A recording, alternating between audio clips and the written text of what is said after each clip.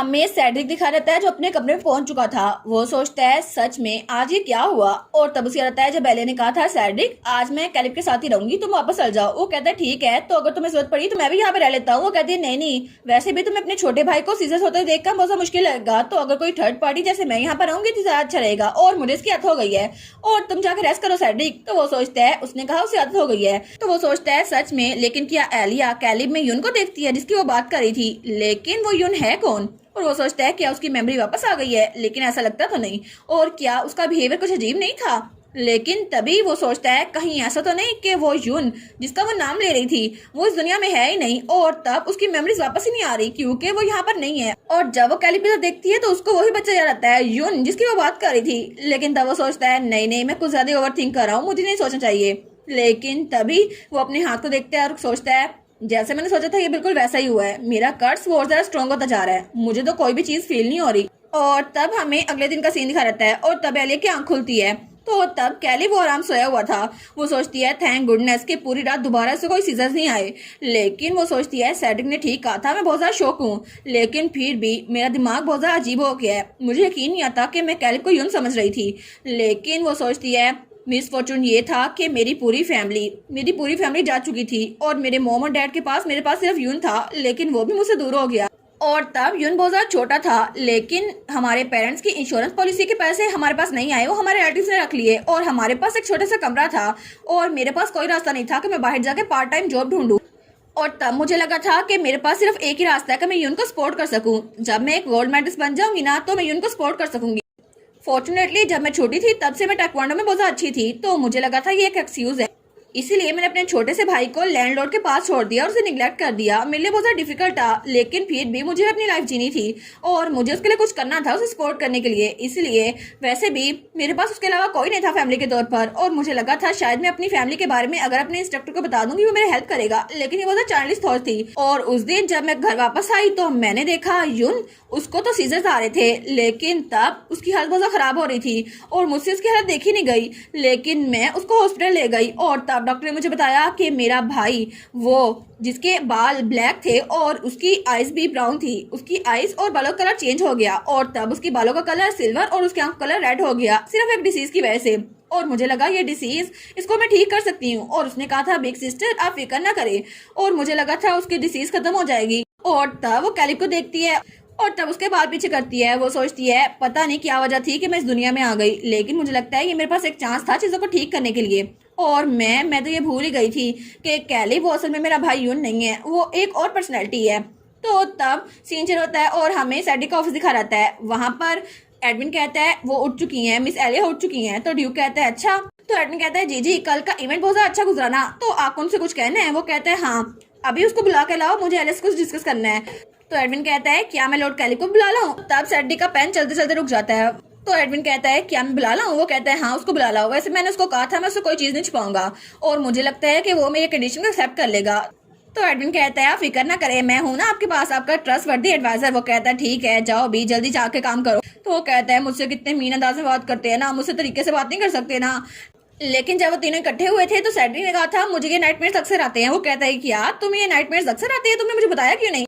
तो कैलिब कहता है कल जो मुझे सीजर आया था मुझे लगा था मेरी नाइटमेयर की वजह से आया था। तो सेड्रिक कहता है आखिर तुम्हें कब से ये नाइटमेयर आ रहे हैं? वो कहता है जब से मैं वापस आया हूँ ना स्टेट में, तब से, जब मैं छोटा बच्चा था मुझे किडनैप किया गया था उसके बाद से। तो सेड्रिक कहता है तुमने मुझे बताया क्यों नहीं? वो कहता है मुझे माफ कीजिएगा आपको पहले नहीं बताया, लेकिन आप इतने ज्यादा बिजी थे ना, मैं आपको फिक्रमंद नहीं करना चाहता था। वो कहता है अच्छा लेकिन मुझे माफ कर दो कैलिब, मैं बहुत ज्यादा बिजी था इसलिए मैंने नोटिस नहीं किया, तुम इतना हाई टाइम से गुजरे हो। तो एलिया कहती है नहीं नहीं सेड्रिक तुम्हारी गलती नहीं है। तो कैलिब कहता है नहीं ये मेरी गलती थी, मैंने आपको बताया नहीं। और तब तीनों के तीनों डिप्रेस हो गए थे। तो उसकी मेट कहती है सर आप लोग इधर डिप्रेस क्यों हो गए?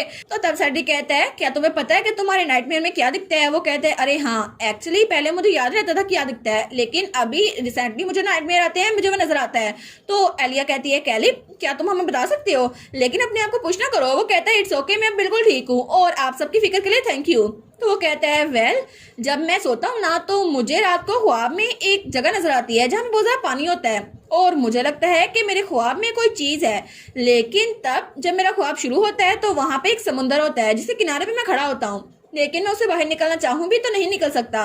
और तब वो पानी मेरे पाँव से ऊपर तक भरने लगता है और तभी बहुत ज़्यादा पानी भरता है और मैं उस पानी में डूबने लगता हूँ। मुझे लगता है मुझे सांस नहीं आ रही।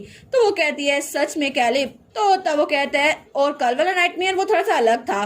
कल मुझे ऐसा लगा जैसे मैं पानी के अंदर डूब रहा हूँ और कोई चीज थी जो मेरी तरफ अप्रोच कर रही थी। तो वो कहती है क्या कोई चीज थी? वो कहता है हाँ, एक ब्लैक मास था जिसकी लेग्स भी थी, ऐसे कुछ था और इसको डिस्क्राइब करना थोड़ा मुश्किल है। तो एलिया सोचती है एक ब्लैक मास? वो कहता है मैं आपको ड्रा करके दिखा देता हूँ। तो एडविन कहता है मैं आपके लिए भी टूल्स लेकर आता हूँ और तब उसने वहाँ पे ड्राइंग बनाई थी। तो कैलिब कहता है वो ऐसा दिखता था और मैं ऐसा छोटा सा दिखता था। तो ड्यूक कहता है ये तो बहुत ज्यादा नॉर्मस है। तो ओलिविया कहती है ये तो बहुत ज्यादा टेरिफाइंग लग रहा है। तो एडविन कहता है अगर ऐसी चीज मुझे नजर आएगी तो मुझे भी सीजर आएंगे। तो एलिया सोचती है ये मोस्टर, इसके बारे में तो मैंने कहीं पढ़ा है। तो तब कैलिब कहता है ये मुझे डायरेक्टली हार्म नहीं करता, लेकिन इसकी वजह से मुझे ऐसा लगता है जैसे मैं सांस नहीं ले पा रहा और मुझे इसकी वजह से नाइटमेयर्स आ रहे हैं। तो सेड्रिक कहता है तुम्हारे लिए याद करना बहुत ज्यादा मुश्किल होगा कैलिब, तुमने अच्छा काम किया। वो कहता है नहीं नहीं कोई बात नहीं। तो एलिया उसके हाथ पे रखती है और कहती है कोई बात नहीं, अब तुम फिक्र ना करो, हम लोग तुम्हारे साथ हैं, अगर तुम्हें डर लगे तो हमें बता देना। वो कहता है एलिया? वो कहती है हाँ हाँ तुमने बहुत अच्छा काम किया, अगर तुम्हें डर लगे ना तो हमें बता देना, हम तुम्हारे साथ हैं। तो वो कहता है लेकिन एलिया? वो कहती है हाँ क्या हुआ? तो वो कहता है क्या मैं अब से तुम्हें सिस्टर कह के बुला सकता हूँ? वो कहती है क्या? वो कहता है इतने सारे वक्त से मैं इस घर का सक्सेसर हूँ, लेकिन मैं तुम्हें तुम्हारे नाम से बुलाता रहा था एलिया, लेकिन अब थोड़ा डिफरेंट है, अब से तुम भी इंजेंटिया हो। तो मुझे लगता है कि जैसे मैं भाई को भाई कह के बुलाता हूँ ना, तुम्हें भी सिस्टर कह के बुला सकता हूँ। तो क्या ये अच्छा होगा? तो वो सोचता है कहीं उसको बुरा तो नहीं लग रहा, लेकिन डेफनी भी तो एलिया को सिस्टर कह के बुलाती है ना, तो मुझे लग रहा है शायद मैं भी कह सकता हूँ। तो तब एलिया कहती है तुम्हें पता है कैलिब? तो वो कहता है हाँ क्या हुआ? तो वो कहती है तुम मुझे एलिया क्यों नहीं कह के बुलाते? वो कहता है क्या? तो वो कहती है हाँ वैसे भी कुछ भी चेंज करने की जरूरत नहीं है, वैसे भी मुझे मेरा नाम पसंद है तो मुझे मेरे नाम से बुलाया करो, है ना? तो वो कहता है अच्छा। तो सेड्रिक सोचता है क्या ये इसको इजाजत नहीं दे रही? तो तभी दरवाजे की दस्तक होती है। कोई कहता है मुझे माफ कीजिएगा इंटरप्ट करने के लिए, लेकिन लॉर्ड कैलिब आपके टीचर आ चुके हैं। तो तब वो खड़ा होता कहता है टाइम तो बहुत जल्दी गुजर गया, अब मैं चलता हूँ। तो एडविन कहता है सर आपको भी सेरेमनी के लिए जाना होगा। तो वो कहता है अच्छा। तो कैलिब कहता है आप भी जल्दी से जाइए भाई। तो वो कहता है ठीक है तुम्हारे नाइटमेयर का सोर्स मैं ढूंढ लूंगा, वो इंपॉर्टेंट है। तो कैलिब कहता है हम इस बारे में बाद में बात कर लेंगे। तो तभी वो लोग एलिया को बुलाते हैं। तो एलिया कहती है क्या हुआ? तो तब वो कहता है मैं वहां पे जा रहा हूँ सेरेमनी के लिए, तो मैं तुमसे बाद में मिलूंगा। वो कहती है हाँ हाँ आराम से वापस आना। और उसके बाद कैलिब बात करते हुए कहता है एलिया मैं भी चलता हूँ, डिनर पे मिलते हैं। वो कहती है हाँ ठीक है। तो तब वो स्माइल करता है, लेकिन एलिया उसको देखती है और बहुत ज्यादा उदास हो जाती है। तो वो कहती है हाँ ठीक है डिनर पे मिलते हैं। तो तब वहां से एडविन और सेड्रिक जा रहे थे। तो एडविन कहता है आखिर उन्होंने कैलिब की सिस्टर कहने की रिक्वेस्ट को एक्सेप्ट क्यों नहीं किया? मुझे लगा था कि शायद वो एक्सेप्ट कर लेंगी, लेकिन तभी अपना मुंह बंद करता है। वो सोचता है ये तो बहुत ज्यादा नफरत करते हैं ना जब मैं लेडी एलिया में इंटरेस्ट लेता हूँ, लेकिन वो कहता है मेरा ये मतलब नहीं था, वो तो बहुत ज्यादा अमेजिंग है। तो सेड्रिक भी सोचता है मुझे पता नहीं चल रहा कि उसने उसे सिस्टर कहने से मना क्यों कर दिया, कहीं इसके पीछे वही इंसान तो नहीं है जिसको ये यून कह के बुलाती है। तो तब एलिया वो कमरे में खड़ी हुई थी। तो उसकी मेट कहती है लेडी एलिया। तो वो सोचती है मुझे लगता है मैंने कैलिब की फीलिंग्स को हर्ट कर दिया, लेकिन मैं नहीं चाहती कि वो मुझे सिस्टर कह के बुलाए, क्योंकि जब भी वो मुझे सिस्टर कह के बुलाएगा मुझे यून की याद आएगी और मैं उन दोनों में फर्क नहीं कर पाऊंगी और मुझे लगेगा कि वो यून ही है, जिसकी वजह से कल रात की तरह वही होगा जब मैं उसके पास गई थी और मुझे लगा था वो यून ही है और मैं उसे अपना भाई समझ बैठी थी। लेकिन मुझे इन फीलिंग्स को इतना ज़्यादा मिक्स नहीं करना चाहिए। मैं जानती हूँ कि कैलिब एक अलग इंसान है, तो मुझे एक उसे अलग इंसान की तरह ट्रीट करना होगा, लेकिन अगर उसने मुझे सिस्टर कहा तो मैं ये बात भूल सकती हूँ और मुझे अपनी हद को पार नहीं करना चाहिए। तो तब अपना हाथ बंद करती है और वो सोचती है ठीक है तो पहले मुझे याद रखना होगा वो दोनों अलग अलग इंसान है और मैं यून और कैलिब को मिक्स नहीं कर सकती। तो तभी वो पीछे होती है। वो कहती है उससे पहले मुझे एक चीज चेक करनी होगी। वो कहती है ओलिविया मैं कैलिब के कमरे में जा रही हूँ, क्या तुम मेरे साथ चलोगी? वो कहती है क्या अभी? मैं आपके साथ चलती तो हूँ, लेकिन आखिर आप अचानक से उनके कमरे में क्यों जा रही हो? तो तब एलिया कहती है मुझे वहां जाकर कुछ चेक करना है। तो वो कहती है लेकिन वहां पर तो सफाई हुई भी नहीं है, वहां तो कल के ट्रेसेस पड़े होंगे। तो एलिया कहती है कोई बात नहीं, वैसे भी वहां पर वो चेक करने नहीं जा रही। वो कहती है अच्छा फिर क्या चेक करने जा रही है? तो एलिया सोचती है क्योंकि अगर मेरी मेमोरी ठीक है ना, तो नावल में जो इलस्ट्रेशन मैंने देखी थी और जो क्रिएचर उसने अभी बनाया था, मुझे लगता है ये वही मॉन्स्टर है जो कैलिब को उसकी पावर्स देने वाला है, लेकिन उसी की वजह से कैलिब को नाइटमेयर आ रहे हैं और वो डीमन उसका नाम मेफिस्टो है और मुझे उस डीमन को पकड़ना होगा इससे पहले कि वो कैलिब की यादों को बहुत ज्यादा मिटा दे। लेकिन वो सोचती है अगर मुझे कैलिब को ठीक करना है तो सबसे पहले मुझे उस मॉन्स्टर को कैच करना होगा। अगर वो मॉन्स्टर मेरे हाथ में आ गया तो कैलिब को नाइटमेयर्स नहीं आएंगे और फिर वो उन चीजों से बच सकता है। और इसी के साथ ये वाला पार्ट यहीं पर ख़त्म। तो आप लोग बताइएगा आप लोग को ये पार्ट कैसा लगा और वीडियो को लाइक और चैनल को सब्सक्राइब लाजमी कीजिएगा। बाकी वीडियोस का लिंक भी स्क्रीन पर नज़र आ रहा होगा, तो काइंडली उनको भी चेकआउट कर ले। और thank you so much for watching my videos. Stay safe, bye bye.